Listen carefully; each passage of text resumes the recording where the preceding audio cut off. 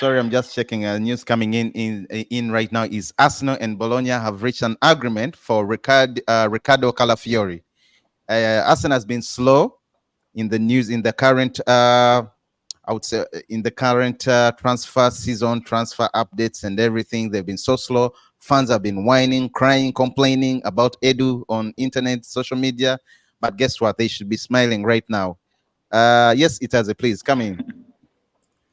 Wow, what a signing. What a way to kick off your first signing of the transfer window.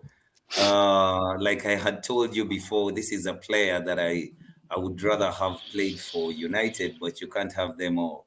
He's a really good signing for Arsenal. Ricardo Calafiori, they had not agreed terms, and there was a bit of here and there with Bologna, but he was always going to go to Arsenal. The player wanted to go to Arsenal. He wanted the move, and he was just hoping that they iron out the issues so he can play for his side. Now, as an Arsenal player, I had told you that Arsenal will have bought themselves four, three, with the addition of Ricardo Calafiori. They will have bought themselves an extra footballer in their back four. So they will have three proper footballers, three players who are very good on the ball. That is in Saliba, Ricardo Calafiori, and Julian Timber. The partnership with Magalhaes is not bad. Saliba's partnership with Magalhaes is very sound. It was one of the best last season, and they keep up like that. They will still have a very formidable back four. Well, Yeah, that's just for you. It has. Sorry, Guitar, you have something to add on? yeah, it has taken a while, but they have finally agreed. I believe 40 million euros a fee to be paid immediately, and then about 5 million in add-ons plus a sell-on clause. I think the player himself has forced the transfer. He really admired Arsenal. What Josh Ebley talked about him, but what perhaps he left out is he can actually play as a centre back, although he's also good on the left side of the defense. So, as Josh has said, he's good on the ball, and given that they had, I remember when they had issues of Timber and all that happening, is that this is a good add-on in the defense.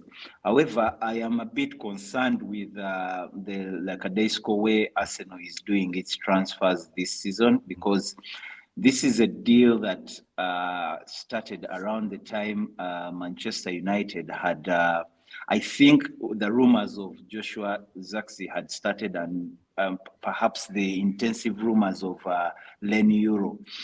And at around that time, it was known that there was interest by Arsenal. So it's you know, any Arsenal fan would be yes, of course there would be a static with the agreement, but they would be a little concerned that Arsenal doesn't seem to be the asserting itself in this transfer market, especially considering there are areas, especially like the striking, that need reinforcement, or at least to show zeal that Manchester United, we call it a sleeping lion, has awakened in the recent transfer market. I mean, you see, I would beg to differ on Arsenal's slow start to the transfer window. This business is a bit difficult to do, and the player, having participated in the Euro for Italy, had a time off before returning to Bologna. And you see, as soon as he returned to Bologna, he directly talked to his bosses and asked them to find a solution so he could join his preferred destination, Arsenal. You see, when you're building, when you start the foundation, you have a lot of material on your side. But as soon as you progress and you're about to complete your house, you start to bring things that are for finishing the house, which are very little. So Arsenal right now, it has a formidable squad, and they do not have to do much in the window. They just have to get the right players. And Ricardo Calafiori at the back is the right player for them. Yes, he can play left-sided. He can play as a left-sided centre back. I would prefer him to play as a left-sided centre back, but the way the partnership has gone for Gabriel Magalhaes and William Saliba, I don't see a reason why you disrupt that. So you leave him to play at left back, and you slowly maybe hope that he can make the spot his own at left back. And he's a very good footballer. His attributes, he's comfortable on the ball. He can ghost out of situations. He is able to play actually in midfield, the role that Zinchenko used to play. You remember in the Euros, he actually even assisted a goal from running, from making a deep run and into the box, and he passed the ball for to give Italy a lifeline in the tournament. But Um, United had to buy everyone, has to buy everyone, because ours is an open heart surgery, and theirs is just picking the right players and finishing the jigsaw. yeah, Gita, you Isaac, wanted I to add think on something? yeah, I need to make a rebuttal.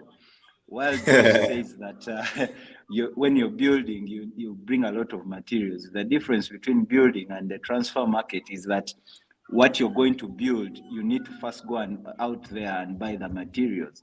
You can't bring sand and then you think you will build without maybe cement or bricks. What I'm trying to say in this is that while the player had already agreed, on, like, not really personal terms, the player had already agreed on the move to go to Arsenal. In fact, he had wanted the move. So that itself is a get go where the club should be going after the player.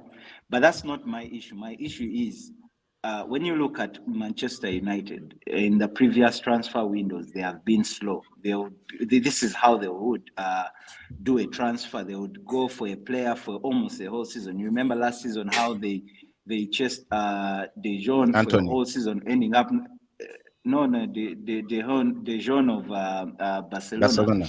Yeah. Dion. Yes, I know. Yes, Deon, you told me to use the English pronunciations for some of our Yes. viewers, but Yeah. so chasing him for a whole season and not getting him. Arsenal still needs a striker, in my opinion. You can't be relying on Edin Ketia and Jesus for if you really want to compete at high level. And given the news of Chido Obi Martin, a young striker coming up from the academies, not wanting to sign for them. I know we'll go into details there, and thinking of looking elsewhere.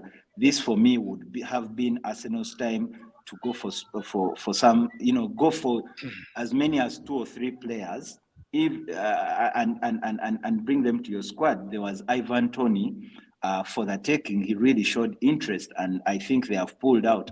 My point here is when you see the likes of, if you want to compete on the level like Manchester City, where they will have 2 or 3 players playing the same position. You talked of Neves. You talked of they are bringing in Savio, where there's Jack Grealish. You still have Phil Foden. You still have Jeremy Ndoku.